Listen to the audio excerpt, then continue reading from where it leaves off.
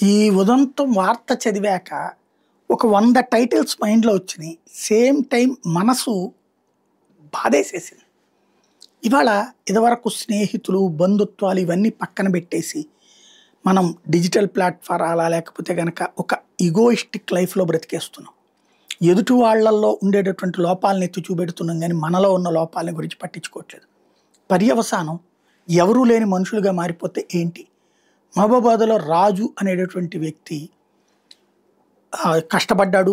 తన జీవితం తను గడిపాడు. కానీ ఆర్థిక స్తోమత ఇబ్బందయింది.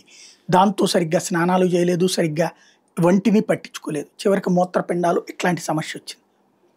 హాస్పిటల్‌కి వెళ్ళాడు. Government hospital. ఆధార్ ఉంటే తప్పించి చేర్చుకోమన్నాడు. ఇతని దగ్గర ఆధార్ లేదు. ఉందో, పోయిందో లేకపోతే అతని మానసిక స్థితిలో పక్కన పడేశాడో తెలీదు. అయితే ఏం చేయలేం అని చెప్పారు. అతనెళ్ళి అక్కడ క్యాంటీన్ దగ్గరలో పడుకున్నాడు. క్యాంటీన్ ముందు ఇట్లాగా అడుక్కు తినేవాడిలాగా ఉన్నాడు. ఇతన్ని తోసేయమని చెప్పేసేసి సిబ్బందితో క్యాంటీన్ అతను బయటికి పంపిస్తే, అతనెళ్ళి మార్చురీ దగ్గర ఎవరు పట్టించుకోవట్లేదు కదా అని అక్కడ కూర్చున్నాడు. కూర్చుని నీరసం వచ్చింది. ఆ పైన పడుకునిపోయాడు.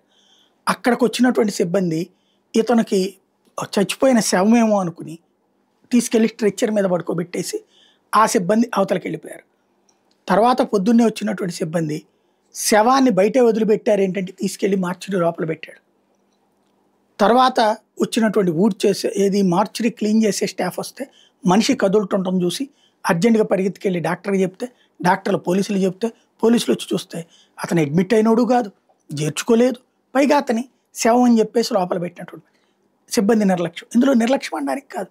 ఇక్కడ మానవత్వం గురించి ఈ టైటిల్ కూడా ఎందుకు పెట్టానంటే, ఆరోగ్యాన్ని మనం జాగ్రత్త చేసుకోవాలి. మన జీవితాల్ని మనం చూసుకోవాలి. ఎవ్వరూ తోడు రారు.